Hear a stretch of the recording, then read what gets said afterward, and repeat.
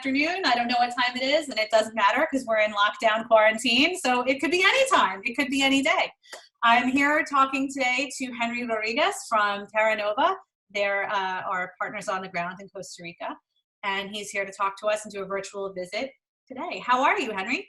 Hi, Rebecca. I'm doing awesome. I'm very excited of looking at you for a while and to have this chat. It's always fun to reconnect with our good friends and clients like you. I totally agree. So how is your lockdown going? Who's all locked in with you?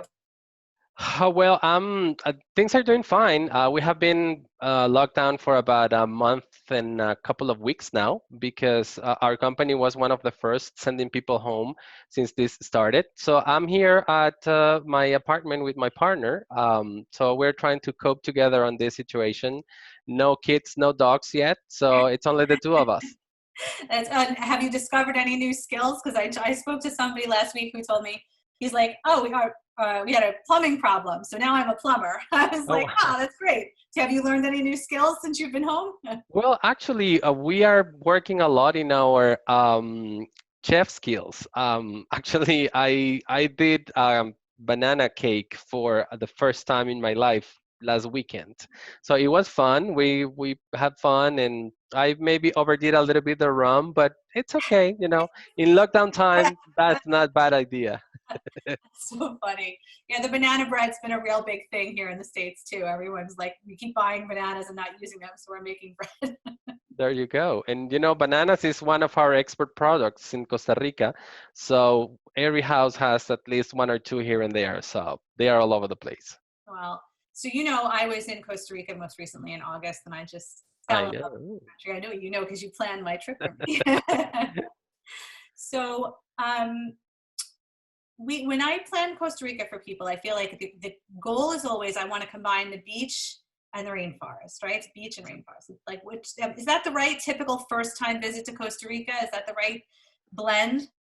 Definitely. Actually, something that you need to take into consideration first is how long is the client going to be staying in the country? Because even though we're only 51,000 square kilometers, only the size of West Virginia, the country is so diverse that there's so many things to do, and we have a very long Pacific coast and a quite short Caribbean coast and a mountain range that crosses the country from north to south and divides kind of the countries into sections. So it really depends on how long are the clients going to be staying in the country, because that way we could do some stopping in different areas. The minimum that we recommend is for short to go for 2, and depending on time, you can even do 4 or even 6. It really depends on how long your clients would like to spend in the country. So what we like, everyone comes to me asking for La Fortuna and RNL. They want to see the volcano. They want to do some like hiking, and zip lining is a huge request. So tell me a little bit about what are your favorite activities for people to do when they're in that area of the country? Well, RNL is definitely a must-do. It's one of those stops that you really have to take once visiting Costa Rica.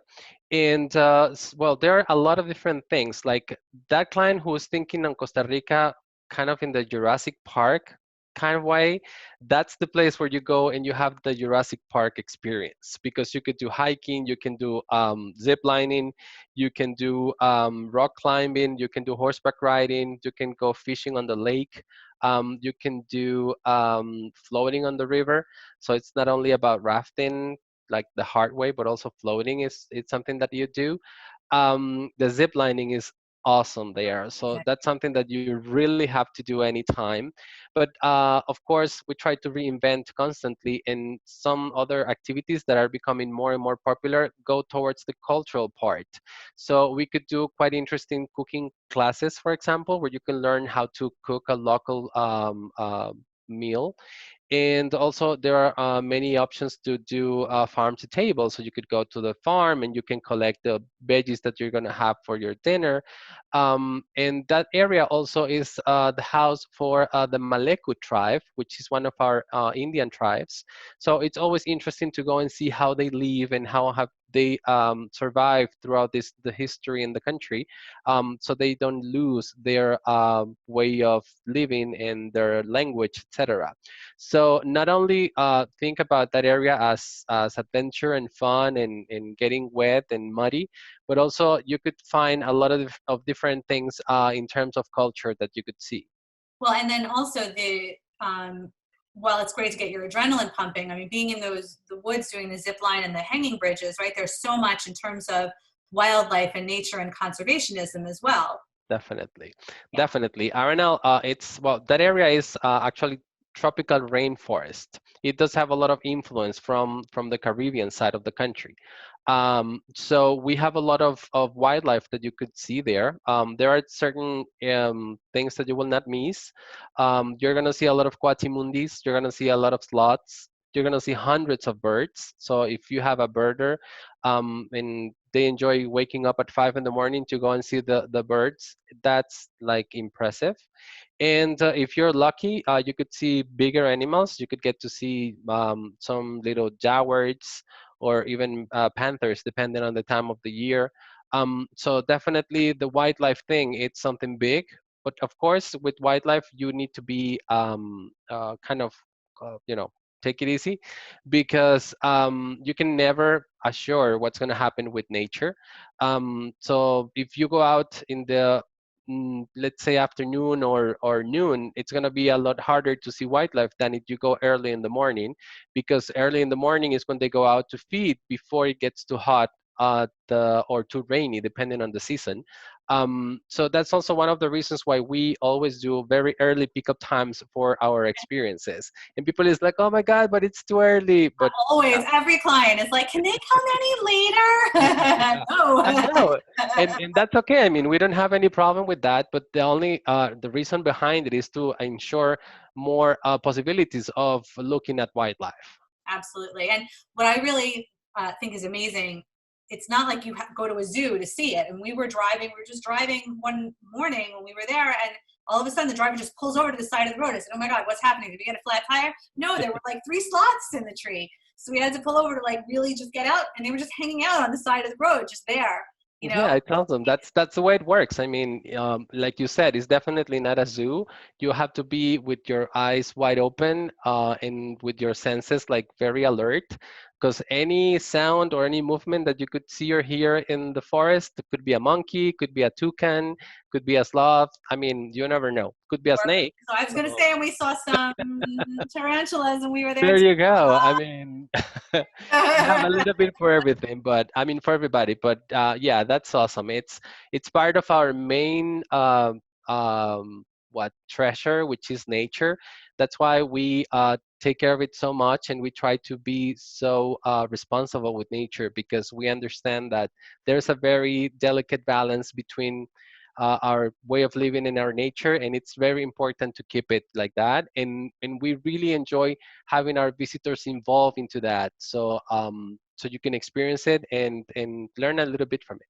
You know, and every guide that we had when we were there, and you know, I know that you source guides from a lot of different places, so it's not like they're all from one company.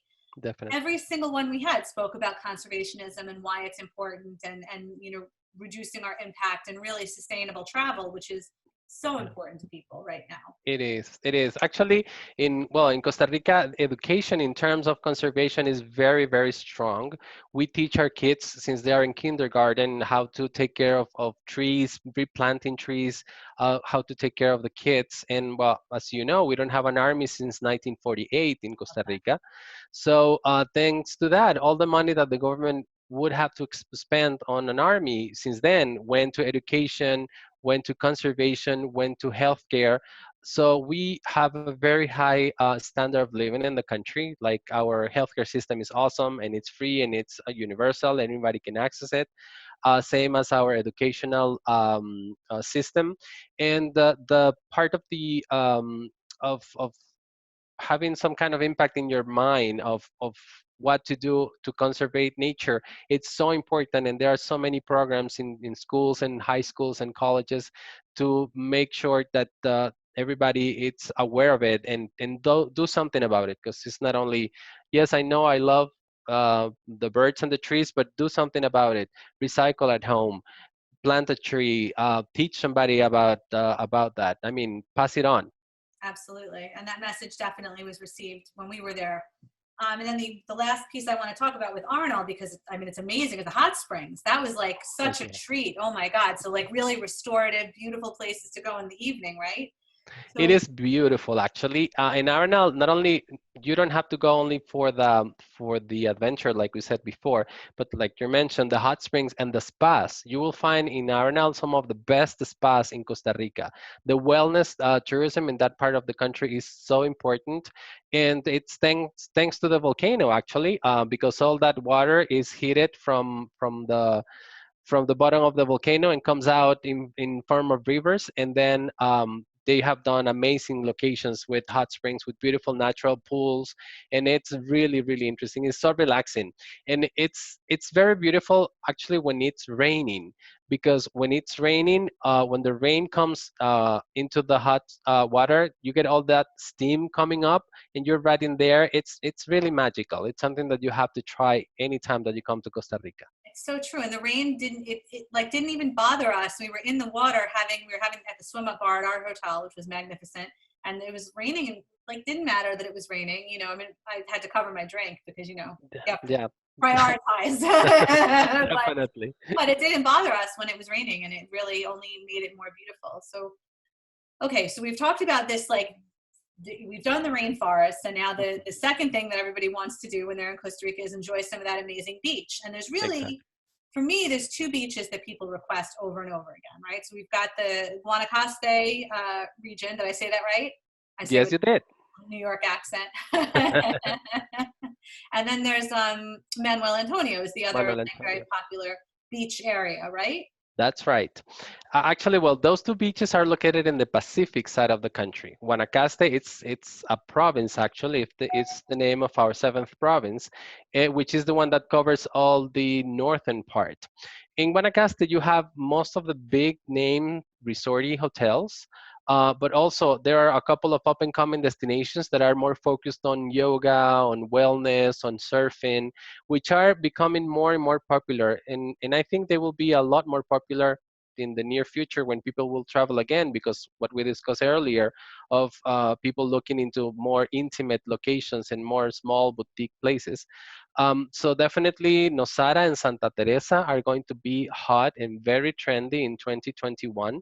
Right now in the Guanacaste area, of course, you have the Papagayo area, which is a bay and it's a peninsula. It's awesome. That's where some of our best resorts are located. But also you have other smaller beaches like Tamarindo, like Flamingo, that are worth the visit. And then if you go down south on the mid part of the Pacific, you will find Manuel Antonio. And what's the difference between the two areas? Basically, Guanacaste is tropical dry forest. The province, it's going to be a lot drier throughout the year, but when you go down south, you come to Manuel Antonio, which is actually tropical rainforest. So it's going to be a location a little bit similar in terms of forest than Arenal, but with the beach. So what's the main difference? Basically, Guanacaste is this idyllic idea of a beach that you have, which is a long, beautiful beach that you can walk for hours. And Manuel Antonio is a combination between beach and rainforest. And what is fun for me is that, okay, I'm at the beach, but it got too hot, so let's go hike into the rainforest for a while. So put on your boots, go to the rainforest, do some hike, look for some animals, but then you want some water, so let's go back to the beach. So that's kind of the combination that I enjoy a lot about that mid-Pacific side of the country. And well, you're missing one part, which is still southern from Manuel Antonio, which is the Corcovado National Park area and that Osa Peninsula. That is the most biodiverse part of the country. Actually, it's supposed to have, as per National Geographic, 0.003% of the entire biodiversity of the world, which Wow. is huge for such a small country like we are. So that area, it's also a combination between beach and rainforest, but it's a lot more isolated, more like jungly lodges where you have to fly in and out or take a boat in and out, and you spend your stay in just one lodge doing sites, visiting different sites nearby. But that's also for that client who's looking into a real experience with nature. that is definitely the place to go. Sounds a little bit more like Belize, a little like you have to. Sort of, yeah. Actually, yeah, that's a good way to put it. Even though it's Pacific and Belize, it will be on the Caribbean. And also an area that you need to look into is the South Caribbean side of the country. That part of the country is beautiful. You have beautiful beaches. The ocean is a lot clearer than in the Pacific because it's Caribbean Ocean. And the fun thing about that area is that it's where most of our African American influence came into Costa Rica. So there you will find Rastafarians. You will find their traditional food. It's very interesting, and it works as a gateway to cross the border and go to Bocas del Toro in Panama, which is something that we can arrange for you.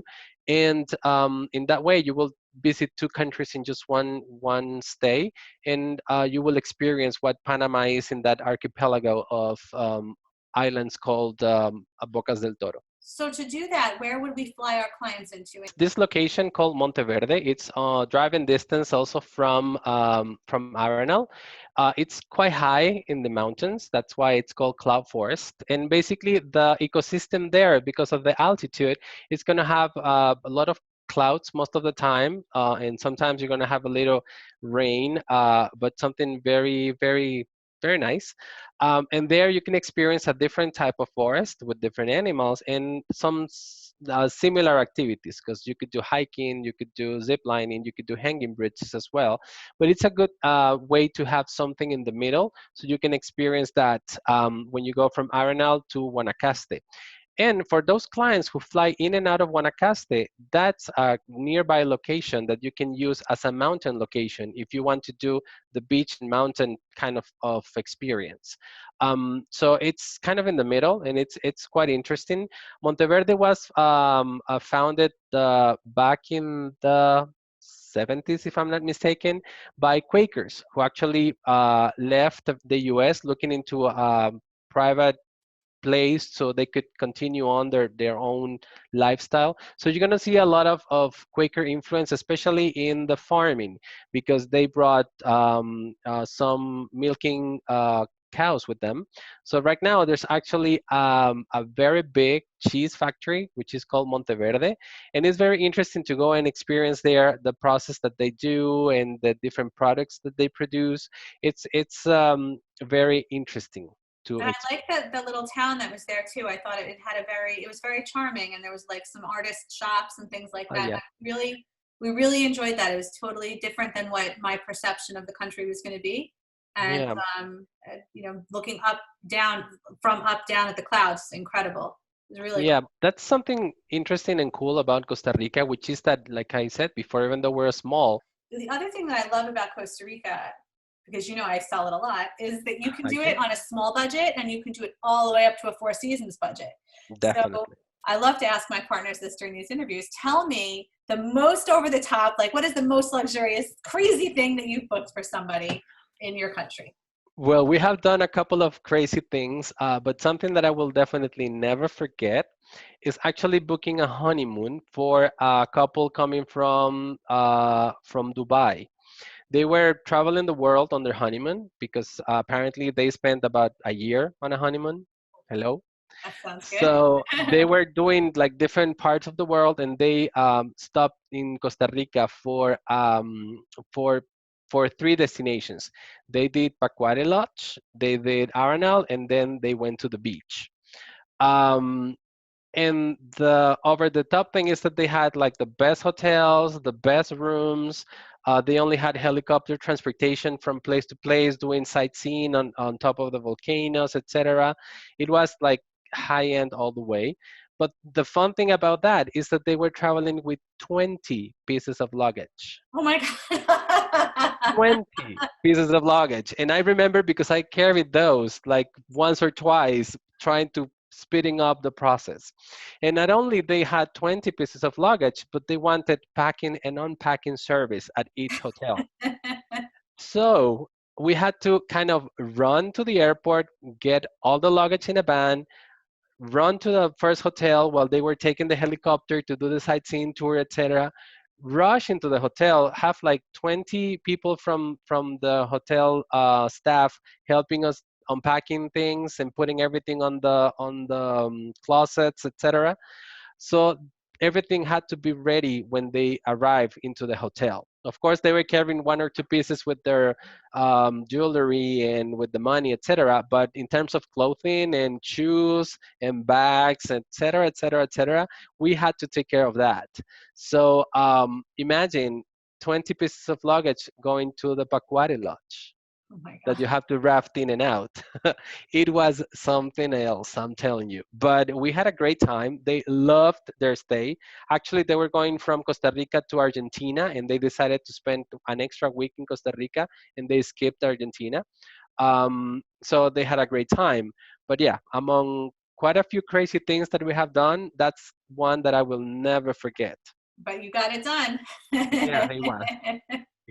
What's like a typical, real traditional Costa Rican meal and beverage? Okay, well, that's actually something very interesting because everybody thinks about Costa Rica and you think about rainforest, you think about conservation, you think about friendly people, etc. But the last thing that goes through your mind is thinking about good gastronomy.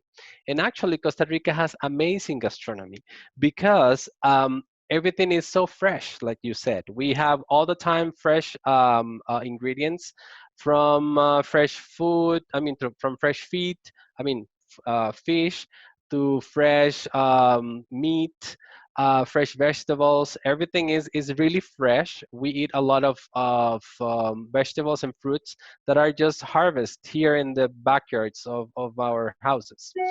So it's really a pleasant surprise. That's what I have been told by many of our clients because they had no expectation about the food. And you see, the good thing about the food in Costa Rica is that you have very natural flavors. We don't go like Mexico over the top with the chili or like India over the top with the spices.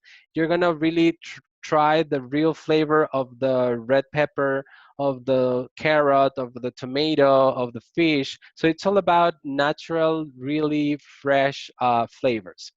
Um, of course, you had to try gallo pinto when you came here. That's the thing that we eat the most in Costa Rica. And actually, that's a combination of rice and beans, basically black beans.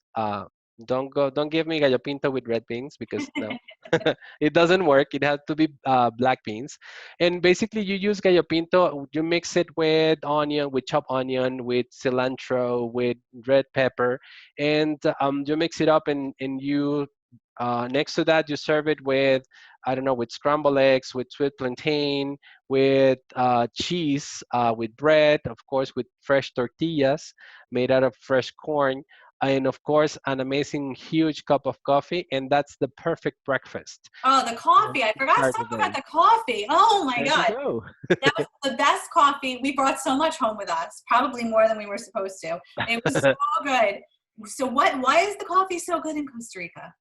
Well, actually, it's been a traditional product of export for our country for many, many years now. Um, Coffee, it's actually what made Costa Rica a country and what gave Costa Rica a place in a map, because we started producing coffee back in the 1800s and exporting it via the Pacific or the Caribbean Ocean to South America, to North America, and to Europe. And thanks to that, the country kind of started getting some kind of you know importance around the world because of the good coffee. Coffee here has to be grown in certain altitude, and one thing that helps out a lot is the soil, because being from, I mean, the country emerging from the ocean because of the volcanic activity, we have a lot of volcanic soil with many nutrients. So everything that you throw in the soil is going to grow, except for Costa Rica's because we're short. But if you the coffee, it's great because of the soil, and we only produce one type, let's say, because there are many different types of coffee. And back in the day, the government decided that we were going to be only producing one specific type, which is called Arabica, and that's the one that we have been growing forever. And yes, we export it to a lot of different parts. Actually, Starbucks has a huge plantation of coffee in the country, and that coffee is sent around the world as part of the blends that they sell in their cafeterias. And Yeah, we're able to take our clients, can go see a coffee plantation, right? And a chocolate plantation as well? definitely. That's also something that it's always included in our experiences because it's part of who we are. So you really have to try it out and experience it. Absolutely. Tell us about Pura Vida. What does it mean to you? Of course. Well, pura vida, if you literally translate it into English, means pure life. And pura vida here is more of a state of mind than just a saying, like you said. We use it for everything. How you doing? Pura vida. How was lunch? Pura vida. How is work doing? Pura vida. What time are you leaving home? Maybe around 5. Oh, pura vida. I'll see you there. So we'll use it for everything. And it's again, it's a state of mind, it's a positive state of mind where you have to reinforce to yourself, to your spirit, and to the universe that everything is doing fine, that things are going to be okay. And you get to it's contagious because like you said, you experienced it when you came here. That pura vida state of mind starts getting into you and then you lay back and you really enjoy life. Life is it's about the small little things. Life is about that bird that is singing when you go out of your room, or the iguana that you saw by the beach. Life is about the monkey that is stealing something that you got in your purse. I mean, it's all about smaller uh, details that make huge differences.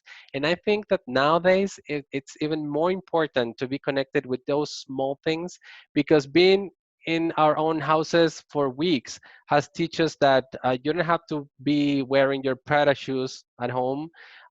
Your Louis Vuitton bag is beautiful, but it's in your closet. Like all that kind of nice material things at the end of the day are just that, just material things. But that pura vida style that you carry on your heart is what is going to get you through this and that is going to get you out of this. And it's what's going to get you grow as a human being. So that combined with nature makes Costa Rica a perfect destination. Oh, well, Pura Vida. I couldn't say it any better than that. That was so beautiful.